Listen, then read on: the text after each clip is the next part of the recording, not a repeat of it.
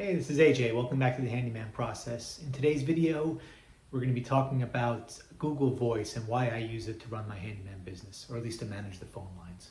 Stay tuned.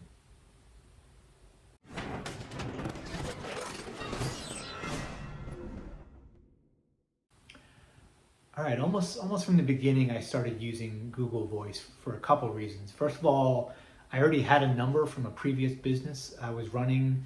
I had tried running a drop shipping business back in 2020 during the pandemic when it was just a disaster. But I had a Google Voice number left over from that. I might have even had it when I was over in Japan. I don't remember. But Google Voice is free, or at least there's a free version of it, and that's all I've ever used. And that's all I think you all really need. Again, keep in mind, I'm a one-person operation part-time. If you're running multiple crews, you might want to look into something a little bit more robust.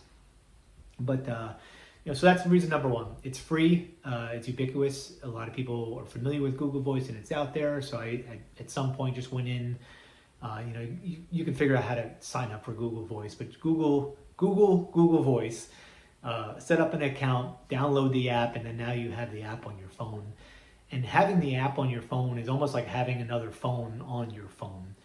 So with my number, for example, when that number rings, I have it connected to my iPhone, so my iPhone rings, and I'll also put some screenshots up here in the background, maybe some settings. So number one setting I set up was whenever a call comes in from my business, I have it automatically, instead of having the customer's number pop up, my Google Voice number pops up and it has my business name on it. So as soon as I see my business name pop up, I know somebody's calling me about the business. I'll be straight up with you. I rarely answer the phone for a few reasons. First of all, I get a lot of calls in the daytime and I'm working a day job in the daytime, so I don't have time to answer it. And it goes straight to voicemail, and the voicemail says, I'm working a day job. If you want an estimate, please go ahead and visit my website. Here's my website link. And then people go over there and they'll fill out the form and I'll get back to them a little bit later. I have some people, even though they have to get that message, they'll leave me a voicemail. And I would say probably 50-60% of my calls these days is spam. So that's another reason I don't answer the phone. It's usually a spam call. So I don't really mess with that. Like I said, I just let it go through its process. If by the off chance I want to see who is calling, when I do answer the phone, part of the nice thing about Google Voice is when the person who's calling you calls you, they'll be prompted to enter their name. So it's like, thank you for calling Greenshire Handyman. Please enter your name, or please say your name after the beep. So people will say their name, and I can tell if it's a client. This is Dolores or whoever it may be. If they don't leave a name, it's probably spam. But at that point, so they leave that, and then when I answer the phone, it basically will say, hey, Dolores is calling. Do you want to answer it or not? If you want to answer it, press 1. If you don't want to answer it, press 2, and it'll basically go to voicemail. And then you can hear the voicemail in real time. So as people are leaving a voicemail message, you can listen in. Again, very rarely do that unless I'm expecting a call. It's the only downside with when somebody calls that number. Since it pops up as my business number, I don't actually know who's calling unless I go through that process. So that's basically it. And then what happens typically is, so somebody will go to my website, they'll fill out my form, then they'll get back and then I'll get that through Mark8 and I'll find out, hey, so-and-so needs X amount of jobs done. Then I'll just copy their cell phone number from Mark8 back into Google Voice. I'll go to the messages tab there, hit messages, new message, enter the thing, and I always do the same process. I say hi, whatever their first name is, comma, and then I have a shortcut. So when I type GSH, it basically spells out, thank you for contacting Greenshire Handyman for an estimate. I understand that you're looking for help with, and then it's just blank. And then I just look at what they ask for help for. I enter that stuff in there. I usually ask for some pictures or a little bit more details. Lately, I've been telling people, hey, I'm like 5-6 weeks out. Before we proceed, is that okay with you, or do you need somebody sooner? Because you hate to go through the whole process and somebody's like, okay, can you come over tomorrow? It's like, no, I can't come over for weeks. So that's kind of step one right now is what I do. And I communicate that back and forth. And I'll give you an example.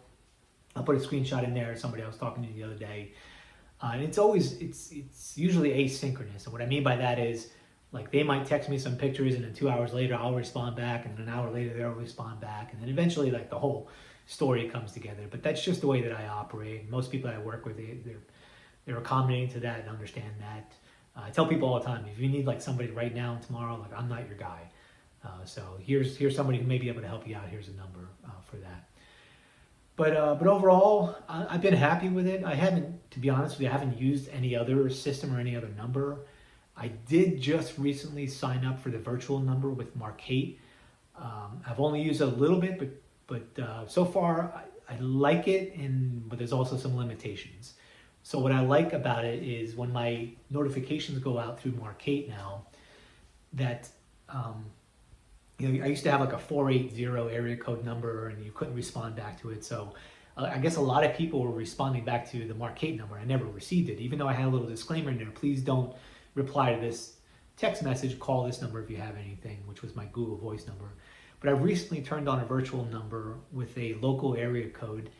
And I had a client the other day. We were chatting back and forth inside the app. Actually, I'll put a screenshot of that in here as well.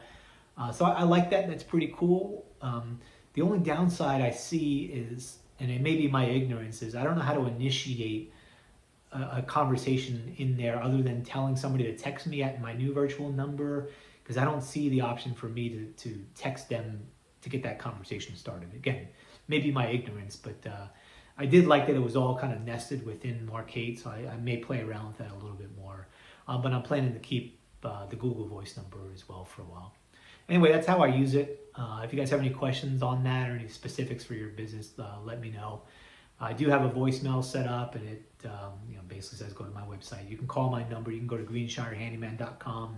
Call my number. You'll see my voicemail. It'll go through its stuff. You can send me a text if you want. Again, I probably won't answer it, but if you want to see how the process works, you'll see how it works. Anyway, somebody had asked me to put together this video. That's why I threw it out there. Hopefully it's helpful to other people. I know there's a lot of questions about phone systems and what do you use, and will Google Voice work? It does work. I don't have to have a separate cell phone, and for the last almost 2 years of me being in business, it's worked just fine for me.